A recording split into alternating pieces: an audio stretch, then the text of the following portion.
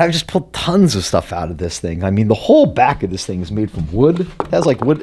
It's decorated like somebody decorated like a 1980s RV. It's just tons of plastic and wood paneling, etc. So yeah, I bet you could pull an easy 300-400 pounds out of these cars, no problem. So we got the gas tank. This was a bit of a pain. We had to. I drained it. You guys saw it yesterday. That actually went pretty easy. Actually, the whole thing went really easy. It's just kind of, it's the word I'm looking for. It's tedious. It's not difficult, but it is tedious. It's just like the little things, and if you take the time to get to the stuff in the right place, it's semi-okay. How the tank come out? Well, I have no idea, because I went ahead and did all the stuff to loosen the tank, took it all apart, pulled the straps, and my hands were just filthy by this point. So I went into the house to wash my hands, and I come back out, and the tank was just literally laying on the floor with the fuel hat hanging out. and that's what we got. So that's where I'm at. I was about to almost finish this guy up, and I thought, oh yeah, I should probably include this in the video. Someone might want to know. So yeah, we got halfway decent wires here on the positive and the ground. So I'm just gonna, they look about the same as these guys, so I'm just gonna leave them. We'll go ahead and, this looks like some kind of connector. There's a lot of figuring out going on with these things. But I'm gonna try to pull this guy and see if we can't probably just splice the wires for good. This thing ran in this like little carriage that held up here. There's a little floaty disc in here that I'm assuming is the fuel sending. This guy has nice, it looks like 3/8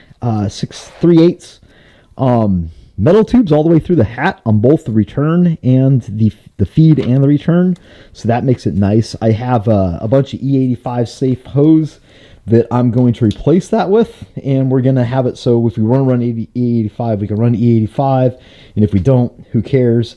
We'll use the stock return and the stock feed. All that looks good. So I have the little Demon Hellcat 450 pump. It's amazing to think these things are so good, so small. Anyway, we got this guy, and I'm just kind of backwards engineering how to get the little guy, set it off so it's the correct height from the bottom of the fuel tank, blah, blah, blah, blah. And yeah, so we basically just end up, I had to split this. I cut it right here. You guys can see that. It did just slide on the bottom of this, but this guy's a lot wider. So we just did that. We zip tied it on place. This little metal clip holds it in place.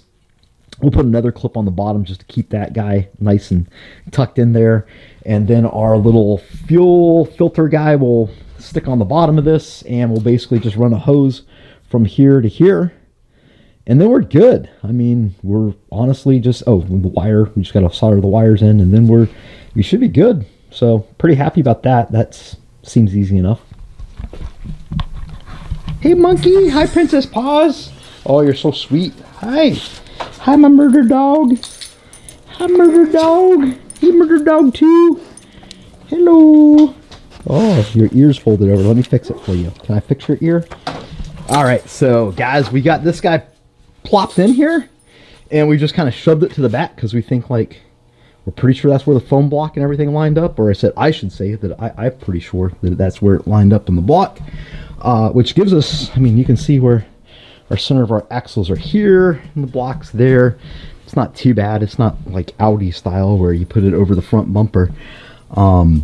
Yeah, so this is pretty good. We got this guy hung in here, which is what we need to do, and then we need to get the transmission mount figured out so we can get this all settled, and then from there we can go ahead and start building interesting things like the exhaust system, turbo kit, no turbo kits and stuff.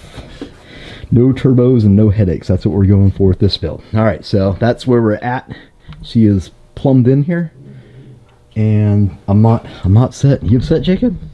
Upset. I said, are you upset? No, I'm not upset at all. I just I want to put the header tubes on. Yeah, let's slap it on, see if it fits. I don't think it will. This one's over here. Yeah, grab that and stick it in there. I bet it hits that fucking steering shaft. Not because it should, but because that's my luck. Oh my goodness. There's fucking clearance. Push it all the way? Oh yeah, I can cut that off and put a V-band on it, and There's it'll be clearance all perfect. day long. Actually, what I'll do is I'll cut it off and I'll weld a little 90, and we'll just zip it out the back, and then I'll put a V-band on it, and it'll be easy enough to get in and out.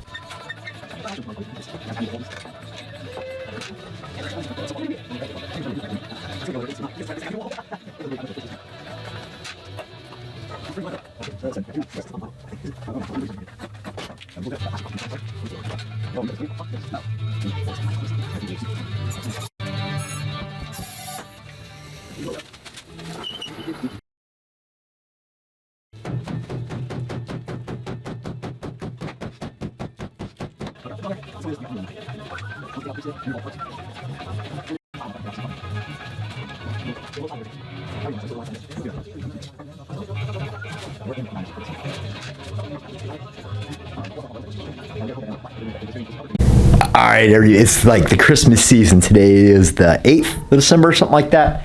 And we got most all the parts in for the Volvo.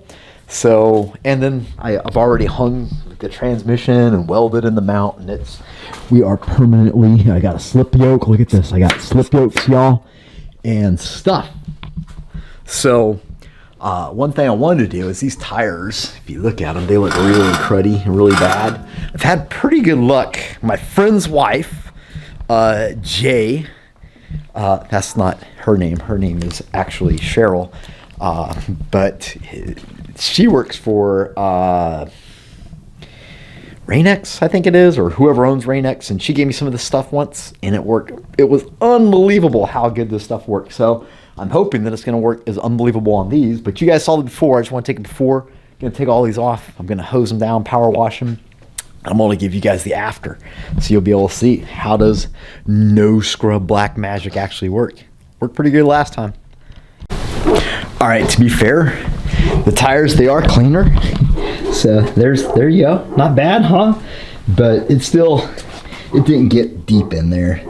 So I have one more bottle. I want to say this is 30-year-old crud baked on. So we'll go ahead and squirt it one more time tomorrow and let it sit maybe a little longer. I only said let it sit for like 5 minutes, but a huge amount of that old brake dust crud, baked on brake dust crud came off. So I'm thinking that one more bottle and one more iteration, they'll make them look, I mean, they're not going to be new, but they'll look nice enough. Nice enough, you know? I mean, come on now. Anyway, what I want to tell you guys is these flanges wouldn't fit. Like, the headers fit fine, but the flanges, it's not going to work. We have to snake this guy. Right through the starter and all this mess up in here. So we just got rid of that flange. Boop! And I put a 90 on here. I just bumped this in the old tube swasher.